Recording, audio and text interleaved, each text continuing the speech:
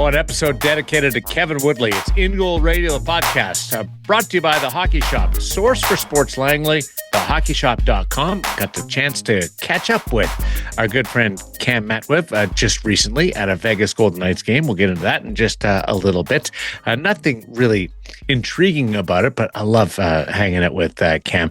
But before we get into it, David Hutchison, do you know how highly regarded we should hold Kevin Woodley? Changed my life, so very high. I'm in suspense here. I want to know where this is going. Me too. Vegas plays Vancouver, Rogers Arena, and post-game, Woodley asked a question to Torts about Carter Hart. And Torts comes back with, well, you played the position, like in the middle of the scrum. So I come on in our post-game show and say, explain it. Like that's NHL.com's Kevin Woodley, also the co-founder of In Goal Mag. Oh, nice plug there, and I didn't realize that. Yeah. Attaboy. I did everything but wear the hat. It didn't match the suit. Attaboy. I like But Torts is looking at you going, well, you played the position. Caught me off guard. Pretty cool. Yeah, it was kind of neat. It caught me off guard. Now, that he was only here for a year, as he pointed out in an earlier scrum the day before, and didn't actually spend that much time in Vancouver. Shout out Point Roberts. But he, I guess he remembers or knew that I actually played a little. And I almost spat back, not at this level. But yeah, it was cool. Neat moment. I put a smile on my face. You got a lot done around the Golden Knights stop. Yeah, it was good. Caught up with Sean Burke, caught up with Carter a little bit, caught up with Aiden Hill. It was not often. This has been such a grind of a season. We do not get a lot of practice days. And so they came in, they had 2 days off. They had a practice day, got to watch a practice, watch a bunch of drills. It was good. And you talked to Carter Hart about the goggles? Which you guys profiled on I didn't realize that, obviously I'm familiar with the TracOptic goggles, and you were going to highlight them on the show. Yeah. Ashley Weiss did that on the broadcast. Yeah. And so when we went into the room, I went in to catch up with him, and she had some questions about it, and very politely was like, hey, I'll get her questions out of the way so we could chat. And I'm like, oh, I want in on this because actually I wanted to. He's actually I watched it the next morning, game day skate. He actually wears them out for the hands drills that goalies do in the warm up. And so he was explaining that, we've heard of swivel vision blocks off the peripheral. This actually blocks off the bottom vision in a way that creates what you would call binocular vision. They're a product of Lyle Mast. They're called TracOptics. I think they're going to be at retail pretty soon. And he explained them in that environment, and then we talked a little bit more about them, and I think to me the one real eye opener, no pun intended. Oh, that's good. Yeah, if I was Hutch, we would know I was intending the pun. But was him talking about his use of it off the ice, coming off the injury, and that he started using it in sort of not just his training, but just sort of like off ice activities in general, heading into going back on. He missed 3 months. He couldn't believe how good his edges felt under him. And he was surprised by it, and he thinks it's the goggles because they kind of set up your proprioception and your balance and a lot of sort of your vestibular. Like, it's not just about tracking, it's about how you move your head and how your body reacts to it. And he felt like getting back on the ice. He was dialed, and he credited it to the goggles. And so, we can have placebo effects for sure when you're trying something new, but he's obviously a big enough fan that he takes them out there. Just like Kevin Woodley does, much to the mocking of the guys on the ice at his Monday night hockey skate, and stops warm-up pucks with them on. So I thought that was really interesting to see. Hold on. You do it at your Monday night skate? Oh, and I get chirped relentlessly. But I don't wear them for the game. I just go out there for warm-up and just help sort of set your... Yeah, because as if like having my eyes closed isn't enough.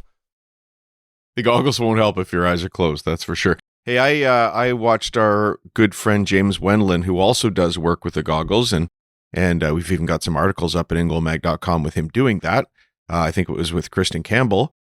I've seen him advise guys to actually put them on the moment you get out of bed, just for that first little part of the morning, for exactly what you were talking about there, Kevin, setting your vision basically for the day and setting those visual habits.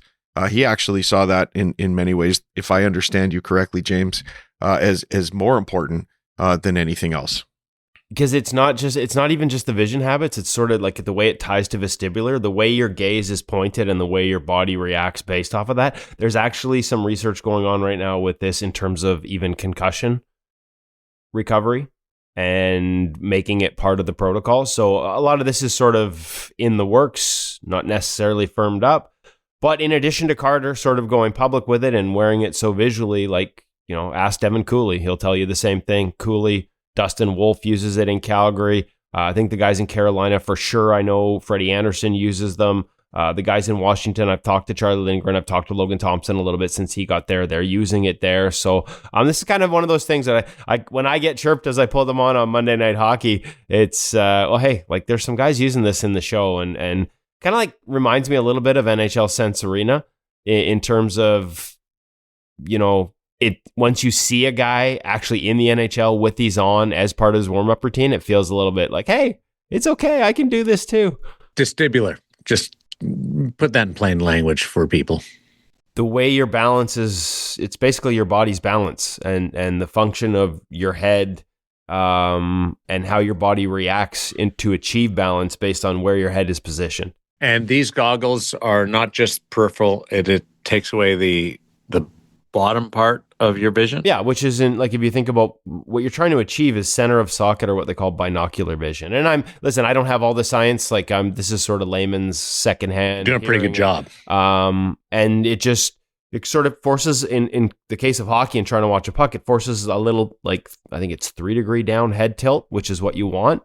If our head's up, our body thinks we're falling backwards, and so it wants to counterbalance. So if our head is up, pointed up, and our eyes are looking through the bottom, like, your brain thinks you're falling backwards. So if you're on a butterfly, for example, it's going to want to narrow that butterfly to counteract that balance, and you end up with a lot of counter rotation and movement, and that's your body trying to move things one way to balance everything the other way. And it ties into, you can try to train the crap out of it and train your body to move a certain way, but if you put your head up east-west over your shoulder with your chin, your body's naturally going to want to counteract that by counter-rotating the other way. And so a lot of this stuff in goalie terms keeps that head down in a way that forces what I would call, my phrase, I use top-down rotation. So the head goes first in a way that pulls the shoulders with it rather than them wanting to go in the other direction. And then, listen, like, a lot of this stuff is taught on a more common basis now. But you go back even 5 years ago and watch NHL goalies play games and watch how much counter rotation and coming off pucks there is. Go back 10 years and it's remarkable. And so the emergence of this as a thought process towards movement and save execution, I think, has been, a big part of it. I've had goalie coaches that at the NHL level talk about it being game changing is too strong a word, but a massive change in how they coach and approach. I would think it would help with puck tracking. Like, that was my first instinct. Yeah, I mean, that's the prime. That's what most people think of. For sure, it does. But we haven't even mentioned that part of it. But and that's the obvious one. Maybe I get caught up in the other stuff because it is about more than just puck tracking. Sure, getting your head in that position and having all those balance elements will help you move into pucks rather than pull off of them or away from them. They should, whether they help you react better, different things like that. But there's so much more to it than just watching the puck and puck tracking, even if that's what Carter primarily uses it to reset in those early shots. And are these goggles on the market yet, or they're coming to market? They're not. So okay. I have a set. Haha. No, they should be soon though. I don't know when, but I do believe they hopefully hit the market this summer. Biggest challenge with them is getting the mask on. You have to undo both straps sometimes, pull it over, do it back up, because you can't just slip the mask on like you normally do. I can, because the goggles get caught in the side. I can a little bit. I've figured out a way. I'll teach you, Darren. We'll get you a set and I'll teach you how to do it. Maybe you can teach Carter, because I saw he had to unstrap the bottom straps. There's a way to do it. Really? Yeah. I'm curious. I'm tricky like that. Hey, you know all the scoops, don't you? I was going to get to the multiple goaltenders in the playoffs. Well, let's save that for next week, because we'll go into the Stanley Cup playoffs. We'll have a better idea of who's in and who's out right now. There's a bit of fluidity to the Stanley Cup playoff races in the National Hockey League right now. We've got our gear segment coming up with Cam over at the Hockey Shop, Source for Sports Langley. Oh, it's that time of year, right? Like, all the new stuff is coming out. We've got launches pending. You've all seen it. You've seen the new Bauer line. You've seen the new CCM with the launch of Tax. We've talked and gone over the complete sort of overview of what's coming from Warrior with the new Alpha Surge. The customizers are live. But how do you order it? That's what we're going to talk to Cam about. But first, a reminder that when all this new gear comes, poor Cameron has to get rid of a whole bunch of old gear. And the sales continue as he tries to clear space ahead of some launches at the end of this month in April. That's when 2 of the primary launches are, and he's got to get stuff off the shelf. So make sure you check out the Hockey Shop Source for Sports, thehockeyshop.com, for sales on past products and releases on upcoming products. Our reviews, they do overviews. It's all available on the website. And if you've got questions about, hey, the customizers are live, that means I can order the gear, but I'm not sure about sizing. I'm not sure about, hey, I did my whole design. Now what do I do? Cam's going to explain that right now. Got a little bit of a how-to theme this week on the Hockey Shop as we head over to the Hockey Shop source for Source Langley, thehockeyshop.com. Welcome back to the Hockey Shop Source for Sports. I'm here with Cam Matwiv. And Cam, it's that awkward time of year where there are a lot of customizers out, but the gear's not available at retail. So I can go design my sets, I can order my sets, and I want to order them from you because I trust the Hockey Shop Source for Sports will help me get it right. But walk me through the process between me designing it on the customizer and me placing an order. We've got Warrior, we've got CCM Tax, we've got Bauer's new line, all sort of up for the customizer, but not necessarily for sale at retail. Maybe there's some differences, maybe it's the same, but what would be the first step towards taking the next step, getting me into that gear ahead of everyone else? Well, first step is obviously getting in contact. That's a great place to start. So we start that communication process. So either like calling the store or reaching out to us via email. So it's super easy. Even just sales at thehockeyshop.com for those that are ready to rock and roll right now. Do I get to talk to you? You possibly can. It would be probably myself or for Andrew that you would talk to. And we would walk you kind of through the next steps. So what would next step be? One, okay, I'm interested in a custom set. My response immediately would be like, well, what brand are you interested in? So let's for the ease of kind of this segment, let's say you're focused on Bauer first. So you're wanting to do a new Bauer Fuse set, Kevin, is that correct? Actually, I want a new CCM Tax set, but I'll let you build me a Bauer one, Cam. Okay, we can build a CCM one set after if you want. That's easy. So what are the key questions? So key questions for starting out with. 1, have you already made a custom mock-up? 2, are you familiar with the pad? Have you worn Bauer in the past? Are you changing size, changing specs? If all of those answers are yes, okay, there's a further deep dive. If no, you've already done this before. This is very simple. Basically, all I need is a reference code off of that Bauer customizer, and that's what I use to submit to the manufacturer. We'd take a deposit from you as well. That gets our order placed, and the rest of the amount would be due once the gear actually physically shows up in store. Okay, what if I've gone into the customizer, I've designed my beautiful, gorgeous, I am practically an interior designer look. I've gone through the specs. I've picked the size I used to use, but I haven't had a new set of pads in 3 years. How do I know that's going to fit the same? My 34 plus 2 from 3 years ago is still a 34 plus 2 sitting on my skate now because I know there's a lot of changes from year to year. Yes, so now there's a further bracket branch from here on out. Now, so are you guys close to the store? Are you close to the store, Kevin? Can you come in for a personal fitting? I can. I like being at the store, but what if I can't?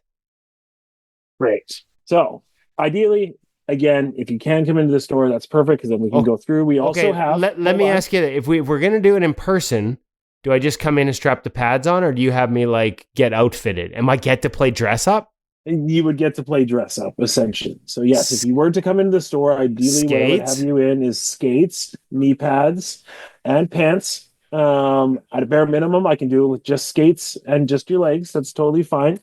Obviously, we've got a selection, so I can grab stuff off the wall at any time to be able to use in terms of our fitting process. If you are able to make it to the store, what I usually riddle back to you, the consumer, would be, what are you currently wearing?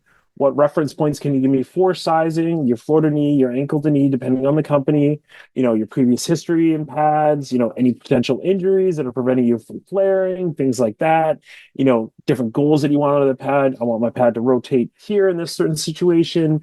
I want my pad to have a better seal up on the toe, on the post, so I can get a better reverse VH, things like that would be all those questions that I would ask her. The basic of that question, though, is always the soft versus stiff conversation.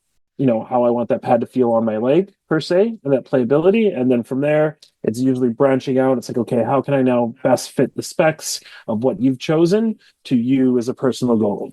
So the new line for Bauer is Fuse. It's the latest in their Supreme line. Have you checked to see whether a 34 at the knee is going to fit the same as the previous generation of Supreme? So that is correct. So Shadow versus a Fuse is still going to be the same correct size. CCM, have you tried that with a Tax versus an Axis XF? So at the moment, no, because we're still waiting on some of our Taxes to show up.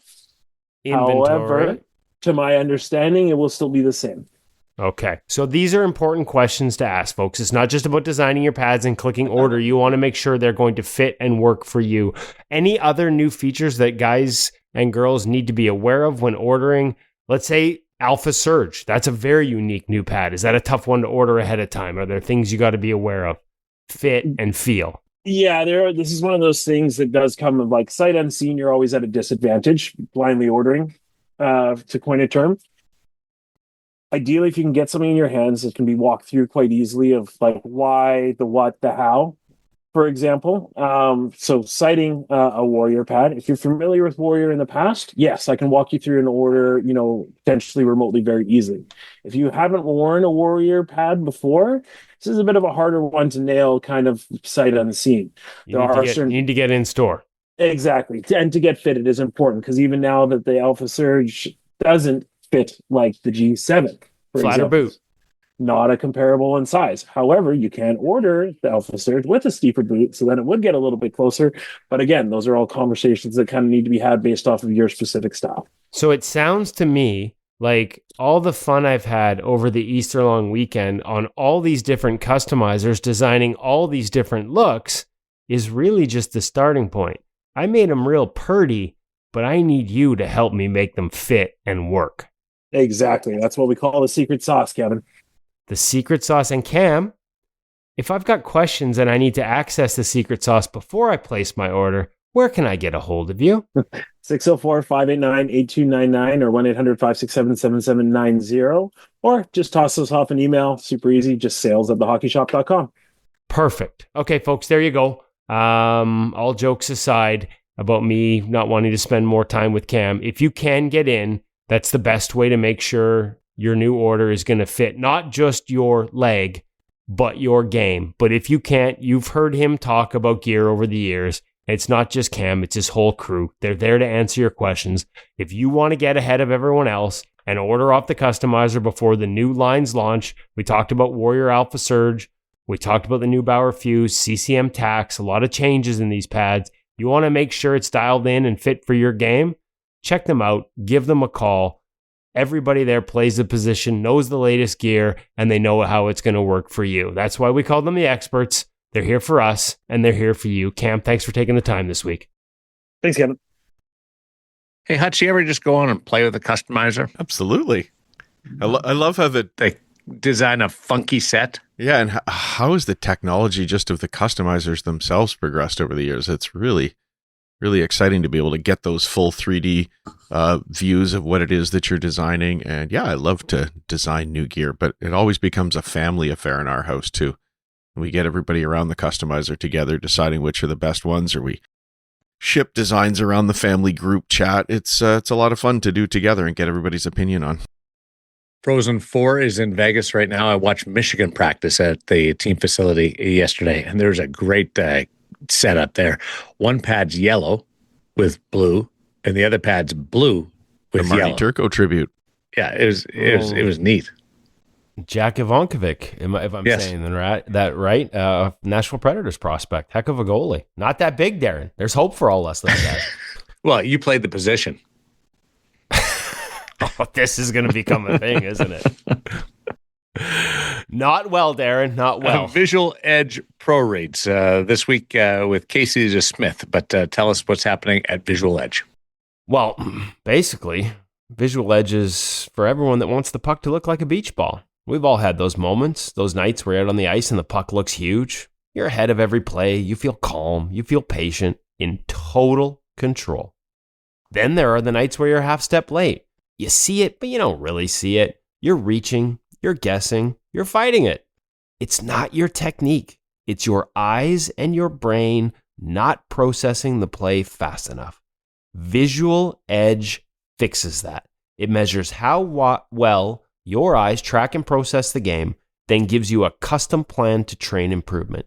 3 15-minute sessions a week on your laptop or tablet. That's all it takes. It's what NHL goalies use to make the game slow down when it matters most. And of course, remember, use the code INGOAL, INGOAL, all caps, to save 10%. But if you're a member of InGoal Premium, if you've got a subscription to InGoal Magazine, just go to any ProReads, including this week's featuring Casey DeSmith, and you get a code for double that discount, 20% off. It's summertime. We're heading into the off season. No better time to train your eyes. No better way to do it than Visual Edge. And if you've got a membership for InGoal, if you don't, buy one. It will save you that much it'll pay itself back just on the Visual Edge subscription. Win-win. Is that what we call it, Hutch? That's how we like it around here. Rising tide floats all boats. I cover the Vancouver Canucks. I don't get a lot of win-wins. That boat sinking. I don't even get a lot of wins. I love watching Casey DeSmith play. Do you know what the irony here is? So does Hampton Slukynsky, our featured guest this week. He talks about it in the interview as a guy who's very self-taught and just watched a lot of other goalies and tried to learn from them. Casey DeSmith was one of the guys that he singles out. And so no surprise that Casey DeSmith is a guy who thinks the game well. And he's been so good in this ProReads format. Again, this week, it's a play where he's late on. There's a 2-on-1 down low and he's late. And he walks us through, essentially it's a double push. You might see a double push across the ice on a 2-on-1 pass down low, and you'd be like, oh man, that doesn't look all that clean. But he walked us through the thought process, and if you watch the video and listen to him, there are keys that allow him to get across and make what I think for a lot of goalies would have had to been a sprawling or spectacular save, but he gets there under control and makes it look, on a point-blank chance, I think, Hutch, somewhat routine. And so he walks you through the keys to that in terms of the way he moves, some of the rotation keys, just some of the various elements that allow him to turn a tough chance into a relatively easy save. It's a great breakdown. The third one we've had from Casey on the website at ingoalmag.com, and another example of the hundreds and hundreds of insights that you can get from watching our ProRead segments at ingoalmag.com. More with Hutch coming up in the parent segment that is presented by Stop It Goaltending You, the app. 25 years of NHL goalie experience at your fingertips. That's what you get with the Stop It Goaltending You app. Want to tap into the goalie parenting expertise that helped Joey Decord reach the NHL? Hey, Joey Decord, another guy with ties to Hampton Slukynsky. That's what you get with a subscription to Stop It Goaltending You, the app. All the knowledge from Brian Decord, who's been an NHL goalie coach, scout, and director, including currently with the Detroit Red Wings, as well as all the insights and expertise from his staff at Stop It, which includes a long list of veteran NCAA goalie coaches, all delivered in easy-to-digest chunks, including 5 short daily primers, weekly style analysis and video breakdowns, and drills you can take onto the ice with your team and coach this summer. Plus, you get a subscription to InGoal Magazine Premium included. That's right. Stop It Goaltending You, the app, includes a subscription to InGoal Magazine. So make sure you check it out now on the App Store or Google Play and get the best of both worlds when it comes to stopping pucks with a Stop It Goaltending You, the app subscription. Hutch. Spring's here, guys, and that means there are goalie parents everywhere who are thinking about summer development for their kids, what they're going to do this spring. Maybe it's extra ice segments. Lots of reasons that people are looking for their next coach. And I wanted to talk a little bit about that today. Where do you start? How do you go about it? For a lot of families, the answer is just in the group chat. They ask around other families with goalies in the area. Few names come up and they have their list. And honestly, that's a good starting point, obviously. If your goalie's friends have worked with a coach and loved them, then that's worth paying attention to. A recommendation from somebody you trust and somebody that's actually experienced a coach carries real weight, and that's important. But here's a thought. Why stop there? Use your network, cast a wider net. If your buddies love their coach, great, put them on the list. But summer's also the perfect time to add a new voice. Different coaches bring different strengths. Some are movement specialists, some are elite at compete and battle drills, some are exceptional at developing hockey sense and reading the game. Some really work well with younger goalies who need confidence as much as anything else. No single coach covers everything equally, and the goalies who develop the fastest, in my opinion, are usually the ones who've been exposed to more than one set of eyes over their career. Something that clicks with a new coach in July might just be the thing this year that unlocks a whole new level come September. Shameless plug as always around here, our coach directory is a great place to start your search. The In Goal directory is live now. It's got coaches and programs across North America, actually a few worldwide as well, searchable by your location, many other ways as well. And if you're not sure exactly what you're looking for, we now have AI-powered search that can help. You just describe what your goalie needs in plain language, and it'll surface the coaches and programs that match. When something catches your eye, there's an inquiry button on every listing, and I encourage you to use it and reach out directly to the coaches. Ask about their approach, their ratio of coaches to goalies, what a typical session looks like, maybe the age and level they work best with. Contact a few, several. See what those responses resonate with you, whose philosophy fits where you think your goalie is right now. The 2026 Coaches in Camp Guide is also coming very soon. Lots of fresh editorial content that you and your goalie can learn from in a magazine-style format. It will also have lots of great listings to help you pick out a coach you might like to work with. One more thing worth saying, guys, if your goalie does exactly what every other goalie in your area does every summer, they'll develop alongside those goalies, and that might be fine. But if you want an edge, a different perspective, a specialized focus, a program that nobody else in your group has tried, it's out there, and our directory is a great place to start looking. Your goalie's got one development window. Make the most of it today. Any thoughts? Anybody you like working with? Let us know. parents@ingoalmag.com. We should get on that, Woody. We should be a goalie camp for you and me. We should be planning our summers right now. That's how we met. Because Darren went to Eli Wilson's camp.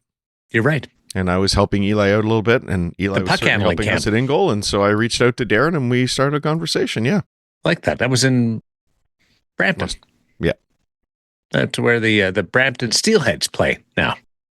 That's right. Great. Well, if you guys want, there's I got a note about the Watch the Puck Old Timers goalie camp in Rochester, New York. Right. It's supposed to be an absolute beauty, July 24th to 27th really? This year. Yeah, oh, I'd love to have you there. It always sells out, and there's usually a waiting list. But maybe we could flex our in-goal muscle and get a spot on the bench as the backup. Wouldn't that be a hoot? Bring a towel. Backup towel, I could just, squirt water in your mouth while you between reps. That's a guy with ambition. I want to be a backup goalie at a camp. Well, he played the game. Hey, played the game here, Hutch. If you kids in those nets get hurt, just call me. I'll get over there for a couple of reps. Talking about over in that neck of the country, Western Michigan, great couple of years with Hampton Slukynsky manning the net there, but he's managed to turn pro, signed his entry-level contract with the Los Angeles Kings, and the subject of the Sense Arena feature interview this week. Yeah, it's a great one. Really enjoyed our time. Thanks you to the Ontario Reign for facilitating it. We continue our Kings theme. We had Mike Buckley on last week. We've got Hampton on this week, and I'm catching up with Adam Brown, who's the goalie coach of the Ontario Reign, later today for a future episode. So, good goalie organization. They keep, Billy Ranford at the head of the department. They keep producing and finding great goalies, and boy, I can't wait for everyone to hear this interview. A really unique story from War Road, Minnesota, playing on the backyard rink, signed his pro contract at the same time as his older brother, Grant, who's a forward. So you can imagine how that origin story goes as he explains to us. Sense Arena user, has won at every level, and get this, did not have a goalie coach until playing junior in the USHL. Self-taught, YouTube. I'm going to let Hampton take it away and explain the rest. No, you're not. Because I'm going to jump in first. Woody loves to talk so much. Oh, such a good intro too. Damn it. Well, you could try again after this. You get yet another chance to talk when I'm done, Woody. But first, we need to talk about NHL Sense Arena, which is fun and serious. Real goalies doing real mindset work. If you followed Sense Arena over the past few years, you're going to know the arc. It launched as a goalie training tool in 2018. It picked up by some NHL teams and goalies. It was rebranded in 2023 as NHL Sense Arena with team logos, uniforms. The latest step is the biggest yet. NHL Sense Arena 26 is now licensed by both the NHL and the NHLPA, the first and only VR hockey platform to carry both badges. And that second partnership changes what's possible.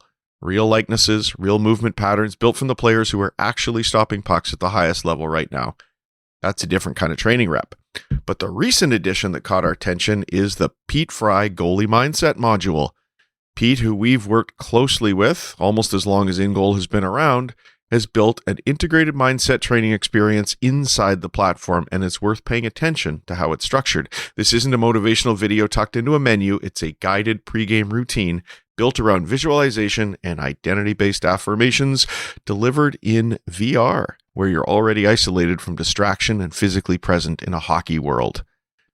The logic's sound. The hardest thing about putting a goalie in a VR headset for mental prep work has always been the gap between the content and the context. Watching a visualization video on your phone in the locker room is one thing. Doing it inside the same immersive environment where you're about to face NHL caliber shots is another. This module works through that problem by meeting goalies where they are already in the platform. It's designed for every level, minor hockey through pro, and you can use that same tool that NHL goalies use today. The Pete Fry module is available inside goalie development. If mental performance is already part of how you or your goalie prepares, and it should be, this is worth a look. Check it out today, sensearena.com, and as always, use the code IGM50 to save even more. Okay, so now I got to follow up with another introduction. Let me just say that Hampton Slukynsky is going to talk about how he uses NHL Sense Arena as part of this fantastic interview. Not because of me, because of him. He was so good. I think everybody's going to love it. Conversation of two guys that played the position. Really excited to welcome to the InGoal Radio podcast. First time guest, but as I understand it, he's listened to a few over the years. Recently signed with the Los Angeles Kings, Hampton Slukynsky. First off, congratulations on the contract. Yeah, thank you. Yeah, and thanks for having me. I'm pumped to be a part of the podcast. What that thought, walk me through the thought process of, hey, college ends, you've been there for 2 years, you already won a national championship at Western Michigan. That decision to turn pro, both signed with the Kings, and then AHL, I think it's like an ATO they get you on to get down there and get some experience this year.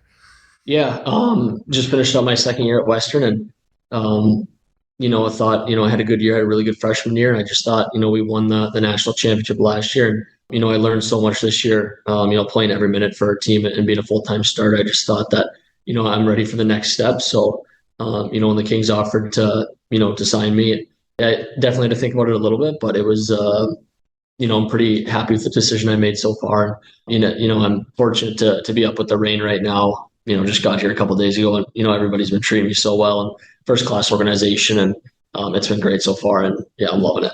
What does it mean? And I know you've probably gotten this question a lot of times over the years, but everybody sees that you signed at the same time as your brother. What does that mean to you? Yeah, it's cool. A lot of people don't know, he's 3 years older than me. So the first time we played together was last year at Western Michigan. So we played 2 years there together, and then we were both fortunate to sign here. So just going through everything, both going to Western at the same time and just learning everything, going through it all together has been really cool. And, same thing coming here, just having someone to kind of experience it all with and go through it's been really cool and fun and really cool for our family. And, I'm sure that'll continue here in the next year or so, and just, going through it all. And the highs and lows, and just everything has been really special. Okay, so if you've listened to the podcast before, quite often I go back to origin stories, and I'm guessing with an older brother, how you ended up a goalie is probably self-explanatory, but I got to ask it anyways. Yeah, it's the classic story. So we had a backyard rink. My dad would make it for us, every year, ever since, my brother's been super young, and, he's 3 years older than me. So he'd have his buddies over, right? And, I can't keep up being so small. So, they stuck me in the net, and it kind of stuck ever since. So, that's how it started. And then, I really like to play player. I really like to score goals, but I started playing full-time goalie probably around 7 or 8, which is pretty young. But yeah, it just stuck from playing with my brother and his friends. And yeah, I'm happy with that I chose this position. Okay, now you're from War Road, Minnesota. So I think most of us know War Road from the TJ Oshie's undergarment line. But I understand when you say backyard rink, you might be underselling it a little bit. Yeah, it's pretty cool. It's boards probably 2 or 3 feet tall. We got lights, we got ads on the boards, speakers for music. So yeah, we were spoiled. My dad would put a lot of work into that. And, we have a lot of really cool memories and fun memories out there of playing with our buddies. And, that's kind of where you develop the love for the game and just competing out there. In terms of the process, like you said, you became a goalie 78, pretty young. At what point did it become something where you started to add some of the technical elements that you'd be working on now as a pro and in college and in junior?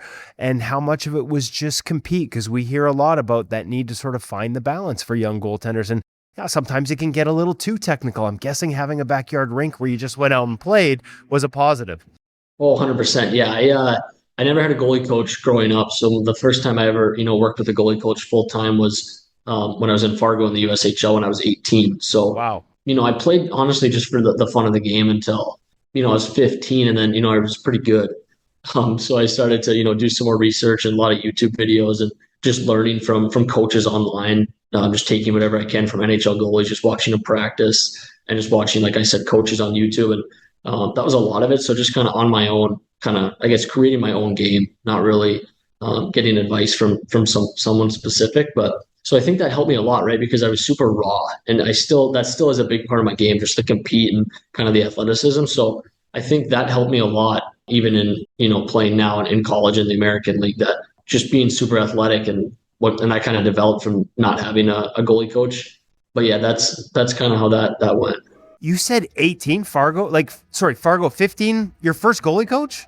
Yeah, so I never had a goalie coach I still have never had one. Like, in just the only time I've worked with goalie coaches is the teams I've been. Okay. Yeah, so I never had one until I was 18 when I was in Fargo, and yeah, just basically kind of not taught myself, but learned a lot just from social media and YouTube and stuff like that.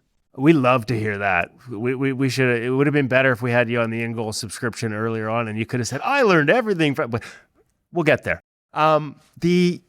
Who'd you look for? Like, who'd you look at? Did you have a favorite guy that you tried to emulate? I mean, that's a fascinating process, Hampton. Yeah, so not like anyone specific. I would say I love watching the guys that are super athletic. So guys like Vasilevsky, who's obviously probably the best goalie in the league. He's so fun to watch. But also guys like Casey DeSmith. Like I'm 6'2", which not undersized, but DeSmith kind of a smaller guy, and he moves so well. So just growing up watching I was a smaller kid too, so grew up really watching Saros and, like I said, DeSmith and those guys. And, I was fortunate to kind of hit a growth spurt when I was, around 16 or 17 to grow a little bit. But yeah, just watching some of those smaller guys who move so well and are so athletic was big for me. Okay, 6'2" now. Is that sound about right? Yeah.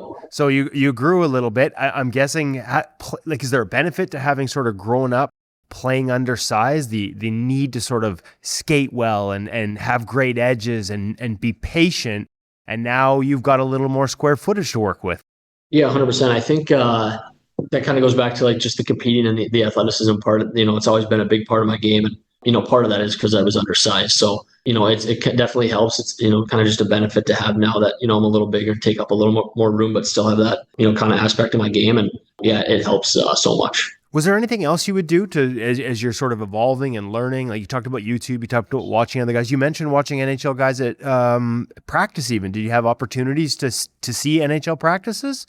Not live. So yeah, I'm from a small town, Warren, Minnesota. It's, 6 hours from, the Wild, or 2 hours from the Jets. So there's not too many professional or NHL teams around. So not too much in person, but yeah, like I said, just on YouTube, I really like to watch the NHL like goalie warm-up videos. Okay. And just take a lot from that. I really enjoy that and always have. And learn a lot from that too. But I had a skills pitching machine that I used probably when I was around 14 years old.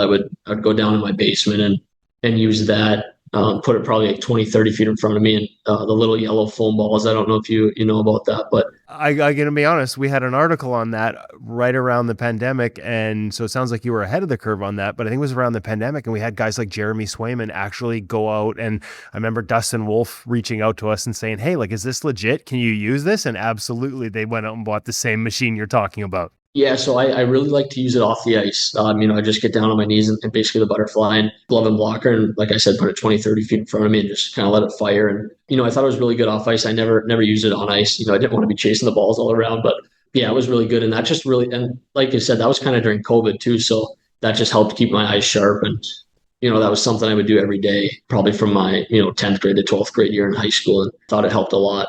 I think Wolf, he added a slide board underneath it, so he'd move around in his sliding as the rhythm of the balls was coming at him as well. I love that. Sounds like a real no stone unturned guy. Any other things that, tools that you've used over the years, whether it's vision training or anything that sort of little cues that might help somebody else who doesn't have a goalie coach, doesn't have somebody else guiding their development to sort of follow that path? Yeah, not much up until this past summer. I started using Sensorina. Okay. I'd heard a lot about it, so I decided to give it a try, and I like it a lot. It's something I was using in the summer, almost every day, because you're not skating every day in the summer and facing shots. So just to keep the eyes sharp and continue just to develop that part of your game. And, it's really cool. You can, almost simulate a game situation in it. And, you can do anything from just point blank, guys ripping it at you, to just some standard tracking exercises. So, I like that a lot, and definitely something I'm going to continue to use. Was that introduced to you? We know the Kings are an organization that was one of the early adopters for NHL Sensorina. Is that something you learned from maybe going to a development camp, or just you'd heard about it and wanted to try it out yourself? And I'm curious too, you mentioned some of the ways you use it. What do you like? What are some of the drills you love most? Yeah, so I just heard about it. I'd heard about it for a couple of years. I just, had never got around to purchase the headset and the subscription. But, once I did that, I'm glad I did, and something like I said, I'll continue to use. And, I like a lot of the kind of lateral stuff. So it's, it's a little different. You're not T pushing, but it's kind of a shuffle, but like kind of the 3-on-1 or kind of the 3-on-0, the high-low kind of rotations I like to incorporate. And then just kind of when I'm starting, just kind of the simple, the cannon, the tracking at the start. I like that just to get the eyes going. But yeah, there's a lot of different modes and things I've kind of played around with, but something I'll definitely explore more this summer. Well, I'm the one thing about pro hockey that, at least from the guys that come into it for the first time in the past, have told me, traffic is about to hit another level for you in this game. And that's another tool that I've heard guys like, because it's tough to get in practice, right? Tough to find the right reps for traffic in practice, but they've got a great job where you can sort of be looking around bodies and trying to find pucks off the release. So lots to come in the American League too, I'm sure. Yeah, and I'll add some on that. Like I've practiced with the rain now, 2 optional morning skates and 1 practice, and that was something that caught my eye. That I've been telling my parents and stuff. That's just been different. Is that the traffic, right? Like in college, guys are big, but it's nothing like here. Like almost everyone's massive and super hard to see around. So that was something that definitely caught my eye in the first practice, and then just the details too of the tips, right? Like these guys are so dialed in that some things you might be able to get away with in college. I don't think you can here. Obviously haven't played a game yet, but just experiencing practice. There's just everything so much more detailed here at the pro level. I was going to say, any advice from our good friend Adam Brown yet about how to manage some of those tips in traffic? Because it's a little bit of an art, like the feel for when to shift off short side, middle, things like that. But there's also some technique to it in terms of how best to manage some of those sight lines and lanes. Yeah, for sure. I mean, something I struggle or have struggled with and still continue to do is just kind of getting too wide sometimes. So just really staying narrow in traffic, and that helps so much, just being able to switch sides to the screens, because if you get too wide, you get stuck and you can't move. So just really kind of emphasizing that staying narrow and keeping my feet under me allows me to keep eyes on that puck while still being able to move. And that's helped a lot. Okay. I didn't ask you. You talked about your development path and the unique nature of it. How would you describe your game now? Like what do you see as the strengths of it and how it's evolved, even over the last couple of years in college? Yeah, so I would say ever since, around 16 or 17, when I really started to kind of work on my skating and stuff like that, and then starting to working with goalie coaches around 18, I've, I've become a lot more technical. I think my skating's a big part of my game. That's something that's really improved over the last couple of years, and along with my athleticism. So I would say just pretty athletic, good skater. There's times I can get too aggressive. So I think just working on staying calm and poised is something that just needs to continue to develop. But I like where my game is at, and just looking forward to continue to work here with the Kings development staff. And they've done a great job here with when I've been working with them the last couple of years. So I'm just looking forward to continuing that. No, were you able, and I apologize for not knowing in advance, were you able to attend a development camp? I know the rules around NCAA can be a little bit depending on the timing. And also I know you went to a world championship, so you were busy for a summer there. Were you, and then obviously a run to an NCAA championship. Have you been able to attend and sort of get familiar with their staff and what they do? Yeah, so I was drafted in 2023, and I've been fortunate enough to go to the 23, 24, and 25 camp. So I've been to 3 of them so far. So I'm pretty familiar with the people around, the organization, which is nice coming here. And yeah, so now this is kind of the first real time that we're just having some, a good amount of time with these guys and really honing in on the details. And so I guess you've learned like that there's some different things some different tools they give you, like the sort of left shoulder view behind the net on some of the different post plays, things we've worked on with Bill at Ingle as well and showcased over the years. Have you learned some of that stuff and been able to add it? Yeah, so that left shoulder dominant, that was something that, they talk about every year at camp. And I think last year, I used to kind of do the double seal skates on, pretty flexible. So it's not too tough on my body, but, I was getting a little bit of pain just in my knee. So I kind of switched to that left shoulder dominant and, I had zero pain and, it's helped a lot. It simplifies the game just having a system, because if you're in that double seal, you're looking your head switching ways. So just having that kind of anchor on your blocker side post, just makes it a lot easier knowing, the puck's behind the net, just get to that post, find it, and then shift to your glove side if you need to, or just stay and wait for it to come out the blocker side. So that is something that, I was a little hesitant at first, as something really new, but, as I've gotten more used to it, I like it a lot and definitely will continue to use it. It's funny because the double seal, like I mean, first off, my hips hurt just hearing you talk about it. And second off, I'm jealous that you can actually get a skate on each post and do it. But, and it's a nice home base, right? Like, nothing's beating you along the ice when you're in it, but there is a wear and tear standpoint to it. Yeah. And I think just like, it's so like, for me, it's just being comfortable and it was a habit. So I'm just trying to get out of it still. But, I think I've done a pretty good job of getting used to that, the left shoulder dominant. Okay. So you have won at so many levels. USHL with the Clark Cup with Fargo, obviously the NCAA championship. You've been a part of U18 World Junior, and you were part of a World Championship victory for USA last year.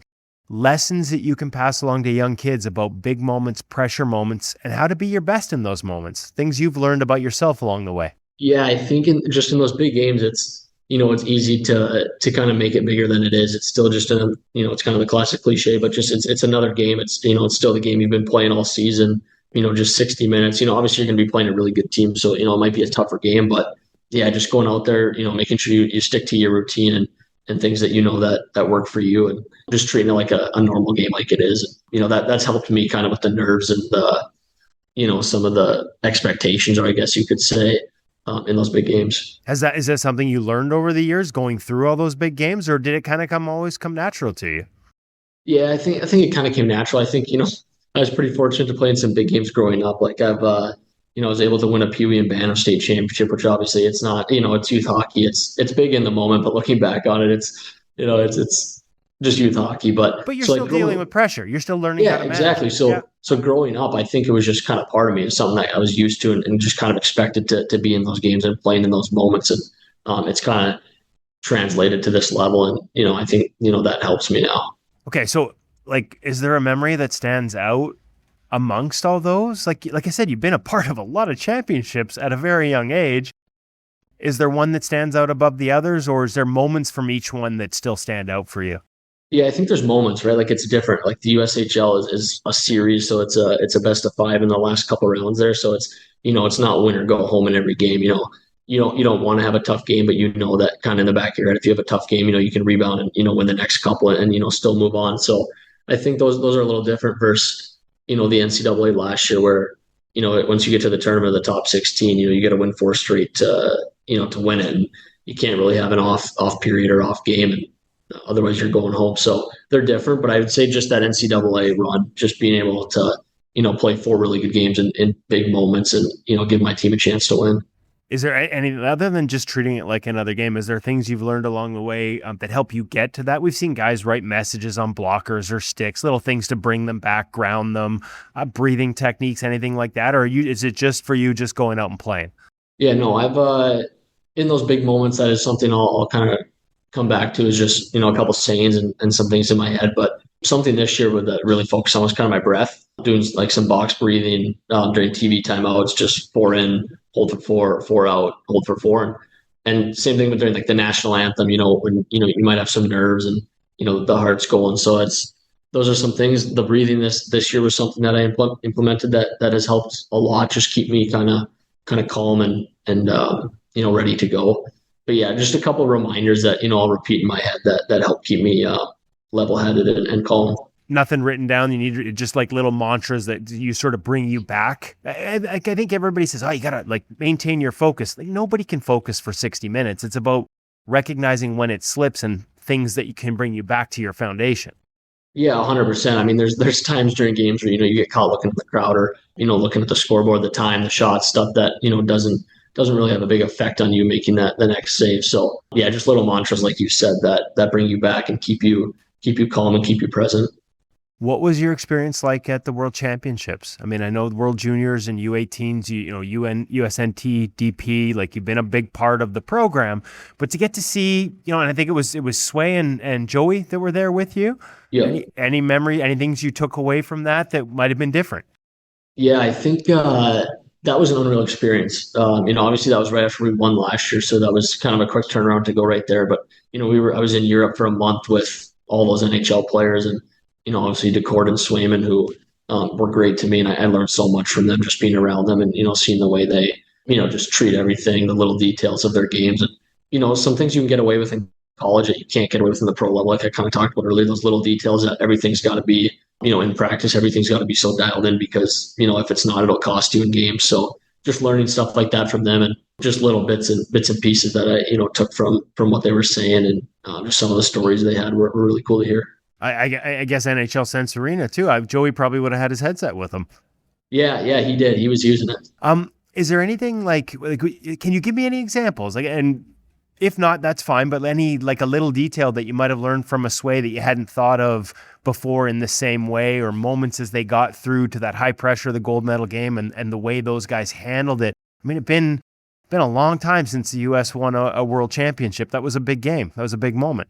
Yeah, I think just kind of hearing not too many like details about, kind of in-game or high pressure situations, but just kind of learning about their careers, right? Like DeCord was, spent 3 years at Arizona State and just kind of learning about his process there and, how he felt ready. And he just said to make sure that, when you make that jump to pro, you gotta be ready, right? Because there's no, kind of getting your feet wet. It's go time once you sign. So just learning stuff like that was super important and something that, I kind of took into consideration this year. And yeah, like I said, just that was kind of the main thing, but just some more little details.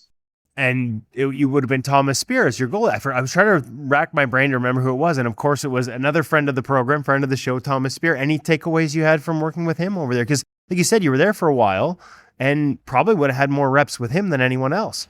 Yeah. So obviously I wasn't playing, so I got to know him and spend a good amount of time with him, just kind of, trying some new things in my game. And just, we kind of talked, like I talked about earlier, how there's times where I'll get wide. So just, we worked on just continuing to stay narrow because, at this level, the play is so fast and, you get stuck or wide, you're going to be in trouble. So that was one thing we really focused on there, and just not getting, like I said, too wide and stuck in the ice. That process, because we hear it a lot, like that's a trend around the league, as you said, as the play becomes more east-west and the offense becomes more east-west, you have to be able to move. And the lower and wider you get, the harder it is to do. So we've heard a lot of guys talk about it. The transition to sort of managing it as a goalie and sort of making it more habitual. What are some of the challenges to sort of keep your feet under you? Because sometimes, especially as you get taller, being narrower, you can feel a long way from the ice. How did you sort of navigate that process? Yeah, and that's something I'm still working on. I think it's just like, it's more comfortably wide. It's easier to kind of just be wide, go down and block. So right. Just being able to be narrow and, it just takes some getting used to. So just, getting used to it and making sure you're staying narrow and staying on top of the puck and tracking it. I think a big thing that comes with that is tracking, right? Because like I said, when you're wide, you kind of just fall and block. So when you stay narrow, it's a lot easier to track it. Sort of stay over top of it. Exactly. Okay. Love it. Love it. Okay. Last one. Are you a gear guy? Yeah, I would say not a big gear guy. Like I like mine, pretty simple, good amount of white, but yeah, I enjoy some cool setups. Okay. And like you're a Bauer guy, if I'm not mistaken. Bauer, yeah. Okay. So always been a Bauer guy, or walk me Yeah, through, like are you like, there's different levels, right? There's guys that are just like, I know what I want, I know what I like, and I stick with it. Then there's like Ichiro Suzuki putting his bats in a humidor. Like how much, where do you fall on that scale of knowing your gear and knowing how it has to perform for you? Yeah, I've always worn Bauer, so it's just something I'm comfortable with, and don't plan on switching. So I've always been in the Bauer Vapor line, and I really like it, so I'm definitely going to continue with it. Hey, well said. Hampton, this has been awesome. I look forward to sort of following along and keeping up with you as the career progresses. Congratulations on the signing, and thank you so much for spending the time with us today. Yeah, no problem. Thanks for having me. Love this time of the year where you see guys at their college seasons are over and starting their professional careers. It's massive. Like I think we overlook how important this is for a lot of guys, these last few games and getting into them. And Hampton, my understanding is, will get into a game with Ontario here. I talked to him on a game day, so clearly wasn't playing that night. Was going to watch that first one with Adam Brown from the press box. Tough decision, though, because some of these teams are in the middle of playoff races.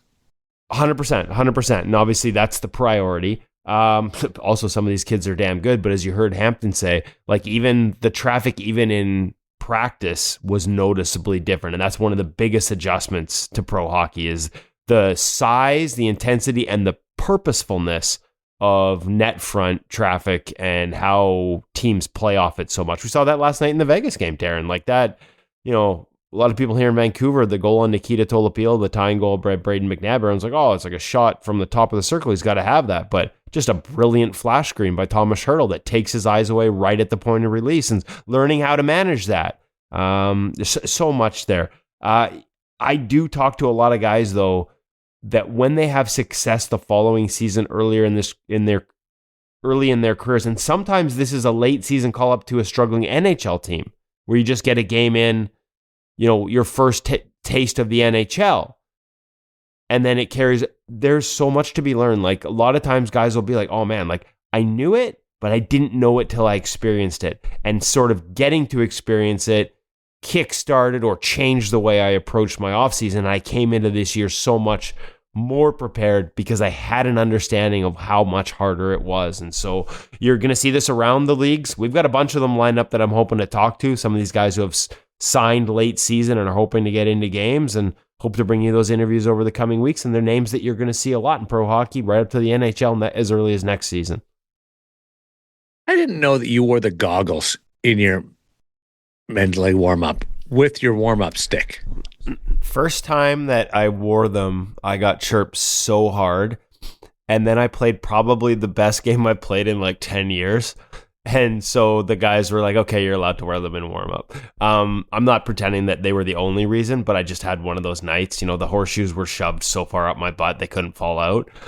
But yeah, I've heard everything wearing them. It's like the guys will take a shot, skate by, and he is Batman.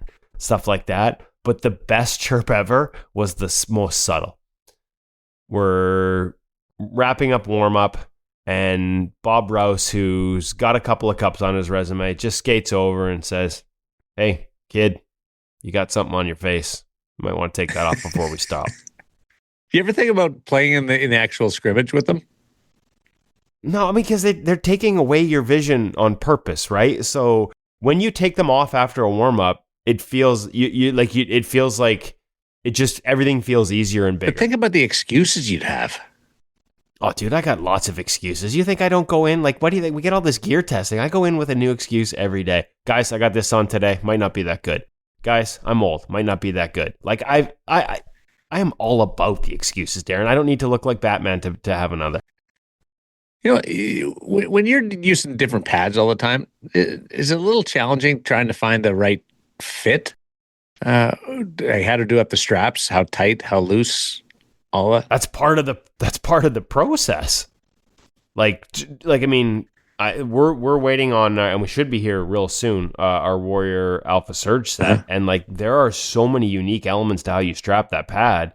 I've got a few skates booked at different lower levels than the ones I talk about on here, so that I have a little wiggle room to play with strapping and get comfortable with them. And yeah, it's absolutely not easy to do. But that's the whole point of our reviews, as we've got a bunch of these ready to launch, is to be able to tell people how it fits and feels before they go out and shell out $3,000 for a set of pads. Give them an idea, like, hey, this shape is going to feel this way in your leg. This boot flex is going to interact this way with your skates. That's what our reviews are all about. We suffer, folks. We suffer. Well, and the biggest problem so you don't have to. Yeah, the biggest problem is not figuring out how they fit, Darren. It's trying to play a game of hockey where your friends would like you to stop a few pucks, and going through the back of your mind is, should this feel this way? What, like, is this the flex? This flex is different than what I was feeling last week, or I don't like this break on my hand quite the same way, or for this situation. Evaluating the entire time what's going on when you should probably be thinking about stopping the puck. See, and that's where I'm so good at lowering expectations. Such my friends don't expect me to stop any pucks. Here he goes again. Well, he's played the position, so he can say that. Poorly, Darren, poorly. Kevin's new byline's going to be Kevin Woodley played the game, played the position. ... in Div 9 Beer League.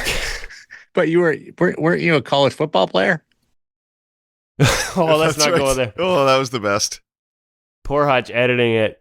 I tore my ACL playing football in college. Flag football intramurals. I was not pretending to be a college but you never said that. Football around with my buddies in the parking lot. I tore my Achilles playing football in college. ACL. Flag was not in there. Should have said flag football. That was not my intent to mislead. A little bit like the first-year psychology student claiming to be a trained counselor. Yeah. Played that position too, Darren. Hell of a quarterback. Hey, I believe he won a couple championships with that team. That's right. That's more than I ever did in any intramural sport. Listen, I was an intramural king. I got trophies everywhere. T-shirts everywhere. They're like 25 years old.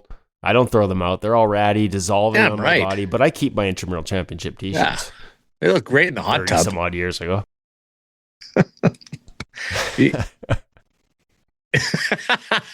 I don't. Week left in the National Hockey League season, so we'll be able to give you an idea of who's in, who's out, and what kind of approaches we'll see from the crease out for NHL teams qualifying for the Stanley Cup playoffs. We'll talk to you next week on In Goal Radio, the podcast.